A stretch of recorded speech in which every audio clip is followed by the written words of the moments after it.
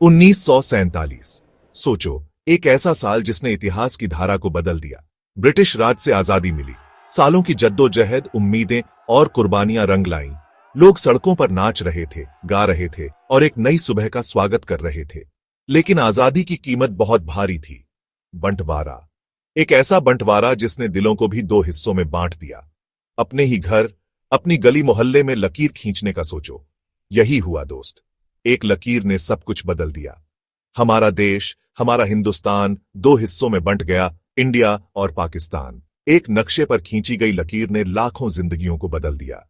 हिंदुओं और मुसलमानों के लिए अलग देश बनाने का आइडिया था, एक ऐसा विचार जो शायद कागज पर सही लगता था, लेकिन यार, जमीन और लोगों को धर्म के नाम पर बांटना, यह तो चाय से पकोड़े अलग करने जैसा है।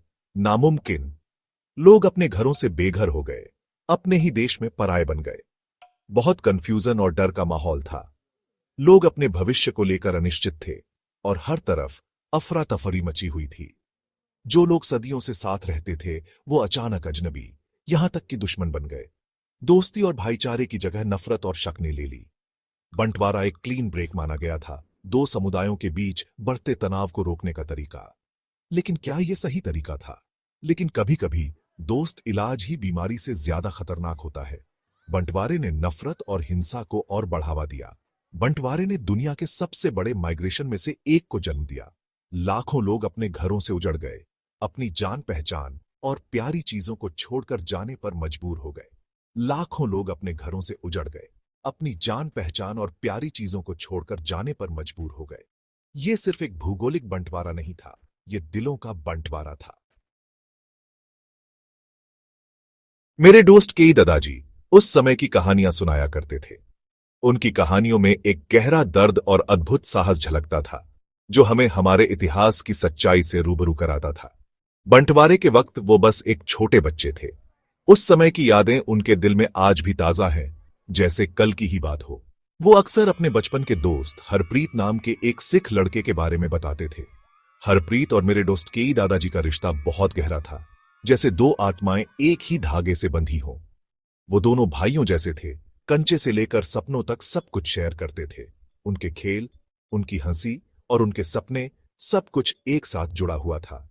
लेकिन बंटवारे के बाद उनके परिवारों को अलग अलग दिशाओं में जाने के लिए मजबूर होना पड़ा। वो दिन उनके जीवन का सबसे कठिन दिन था, जब उन्हें अपने सबसे प्यारे दोस्त से बिछड़ना पड़ा। उन्होंने संपर्क में रहने का वादा किया, लेकिन अफरा तफरी और हिंसा ने इसे नामुमकिन बना दिया। हर दिन एक नई चुनौती थी और हर रात एक नई चिंता। सालों बाद, बहुत खोजबीन के बाद, मेरे दोस्त के दादाजी को हरप्रीत का परिवार बॉर्डर पार पंजाब, पाकिस्तान में मिला। वो पल उनके जीवन का सबसे खुशी का पल था, जब उन्होंने अपने बचपन के दोस्त को फिर से देखा। दोनों ने बहुत कुछ खोया था, लेकिन उनके बचपन का रिश्ता मजबूत रहा। उनके बीच की दोस्ती ने समय और दूरी की सभी बाधाओं को पार कर लिया। ये कहानी दोस्त कोई अनोखी नहीं है। बंटवारे के समय ऐसी अनगिनत कहानियां थीं जो दिल को छू जाती हैं और हमें सोचने पर मजबूर कर देती हैं। अनगिनत परिवार बिखर गए, नक्शे पर खींची गई लकीरों ने उनकी जिंदगी तबाह कर दी। हर परिवार की अपनी एक दर्द भरी कहानी थी, जो आज भी उनके दिलों में जिंदा है। लेकिन दर्द और नुकसान के बीच हिम्मत, हौसले और उम्मीद की भी अद्भुत कहानियां थीं। उन कहानियों में इंसानियत की जीत की झलक मिलती है, जो हमें प्रेरित करती है। लोगों ने एक दूसरे की मदद की, चाहे धर्म या बैकग्राउंड कुछ भी हो, ये साबित करते हुए कि इंसानियत सबसे बुरे वक्त में भी जीत सकती है। उन कठिन समयों में भी लोगों ने एक दूसरे का साथ नहीं छोड़ा और एक नई उम्मीद की किरण जगाई। सोचो दोस्त, अपने घर से, अपने दोस्तों से, अपनी पूरी जिंदगी से दूर हो जाना, यह केवल एक भौगोलिक बदलाव नहीं था, बल्कि एक भावनात्मक और मानसिक आघात था। बंटवारे का घम बहुत गहरा था। यह एक ऐसा दर्द था जो शब्दों में बयां नहीं किया जा सकता। लोगों ने अपनों को खोया, अकल्पनीय हिंसा देखी और विस्थापन का दर्द झेला।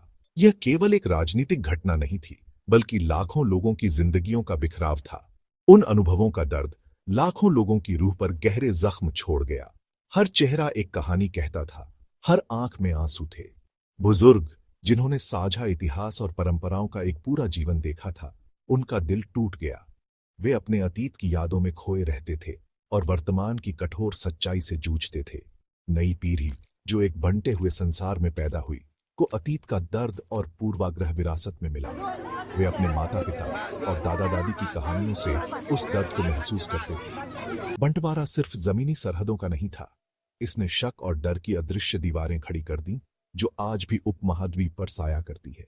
यह दीवारें लोगों के दिलों और दिमागों में गहरी जड़ें जमा चुकी हैं। कई परिवार आज भी अनकही कहानियों का बोझ ढो रहे हैं, खोए हुए अपनों और बिखरी जिंदगियों का। वे उन यादों को संजोए रखते हैं जो कभी कभी दर्दनाक होती हैं। उस दौर का भावनात्मक आघात पीढ़ियों से गूंज रहा है, जो विभाजन की मानवीय कीमत की दर्दनाक याद दिलाता है। यह एक ऐसा घाव है जो समय के साथ भी नहीं भरता और हर पीढ़ी इसे अपने तरीके से महसूस करती है।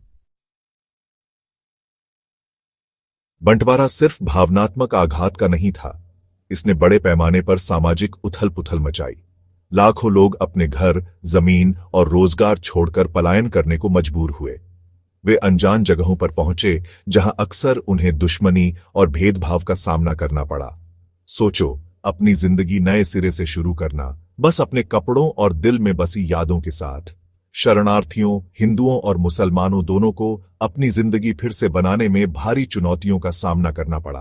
भीड़ भाड़ वाले और संसाधनों की कमी वाले माहौल में उन्हें आश्रय, भोजन और काम ढूंढने के लिए संघर्ष करना पड़ा। बंटवारे ने नए शहरों को जन्म दिया और मौजूदा शहरों के सामाजिक ताने बाने को बदल दिया। इसने नई पहचान, नए संघर्ष और नई आकांक्षाएं पैदा की। इस सामूहिक विस्थापन के सामाजिक और आर्थिक परिणाम आज भी भारत और पाकिस्तान दोनों की वास्तविकताओं को आकार दे रहे हैं।